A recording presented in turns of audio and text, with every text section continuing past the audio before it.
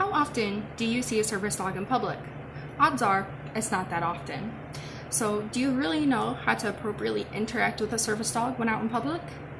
Today, I'm going to inform you on what a service dog is, what a service dog does, and how to appropriately interact with them when out in public. I am a service dog handler myself, so I'm constantly around a service dog, and I'm active in the service dog community. Regardless, I've dedicated many hours to researching on this topic. I have read research articles, I have cited from appropriate organizations, and I have even watched handler testimonials on how to appropriately interact with a service dog. So, what makes a service dog different from a regular dog? One is disability. The handler must have a disability. The ADA states that a disability must make life tasks difficult. Therefore, a disability means that you must need help when performing daily tasks. So, the handler must be disabled. Second is the training. A dog must go through rigorous training in order to become a service dog. Dr. Veronica Morris published a document in June 2017 stating, quote, "Service dogs are dogs that are individually trained to do work or perform tasks for people with disabilities." The explanation immediately following this definition expands upon the roles of service dogs, making it clear that in addition to performing physical tasks, animals that provide assistance for individuals with psychiatric disabilities are also service dogs, end quote. So a service dog must go through very intense training in order to differentiate it from a dog and a service dog. And then 3, the task that the dog actually does to help the handler make it very different from a regular dog. So a service dog must help the handler to give the handler a more independent and free life. Some tasks include high or low blood sugar alert, seizure alert, migraine alert, anxiety alerts, and a service dog can do mobility tasks like helping a handler up the stairs, helping a handler up a curb, when out on a walk. If there's a crack in the road, the dog can alert to that so the handler doesn't trip. The dog can also retrieve dropped items for the handler so the handler isn't constantly bending up and down. And honestly, service dogs can do a million things just about. If you can train it, they can do it. So there isn't strict guidelines on what a service dog has to do and what a service dog cannot do. So now that we know what a service dog is and what a service dog does, how does someone get a service dog? There are 2 main methods for obtaining a service dog. One method is programs, such as Paws with a Cause. The second is owner training. So let's go back to programs. In program training, you exchange money for a fully trained service dog. It usually costs anywhere from $10,000 to $20,000 to receive a fully trained animal. Unfortunately, there are scams out there that imitate a professional program, and in reality, they're just regular people that don't know what they're doing.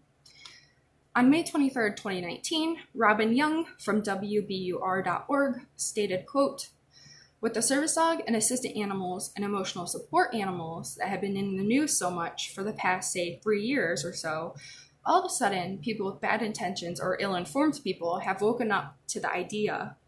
They're just looking for ways to cut corners, so visible entry into the system is just too easy," end quote. So these scam programs take your money and they don't give you a service dog. They give you just a regular dog.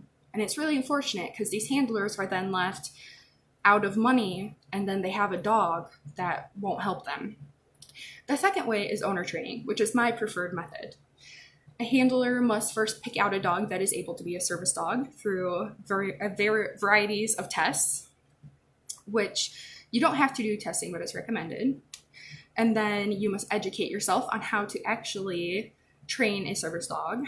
You must then buy all the equipment and products needed to train the service dog, and then you can finally train the service dog. As I said, it's my preferred method. It is cheaper, but you are much more involved. So really, neither way trumps the other. They are both great ways to get a service dog. And as long as you have a fully trained service dog in the end, all is good. So now that we know how important service dogs are, we know it's vital to not distract them when out in public because they could lead to their handlers having a medical emergency. So one, when you're out in public and you're confused or don't know what to do, you can always ask the service dog handler. Dr. Morris again stated, quote, "Here are some tips for interacting with people using service dogs. Do not touch the dog without permission from the handler. Do not distract the dog with noises, food, or attempts to pet. Talk to the person and not the dog. And remember, it's not polite to stare. Do not ask the person what their disability is or any other intrusive questions. Don't be offended when the handler doesn't really want to chat about their service dog.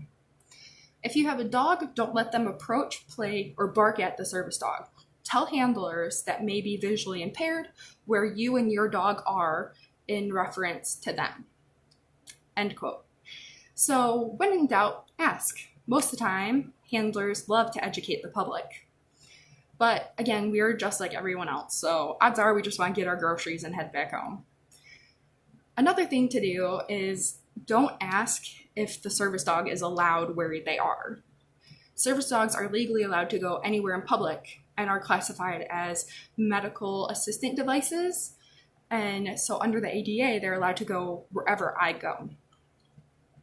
So the Invisible Disability Association published a document in January 2019 saying, quote, "In all, a trained and qualified service dog, used for reasons under the ADA guidelines, is allowed to access the public places. Under the Americans with Disabilities Act, privately owned businesses that serve the public, such as restaurants, hotels, retail stores, taxicabs, theaters, concert halls, and sports facilities, are prohibited from discriminating against people with disabilities," end quote. So anywhere the public can go, the service dog can go.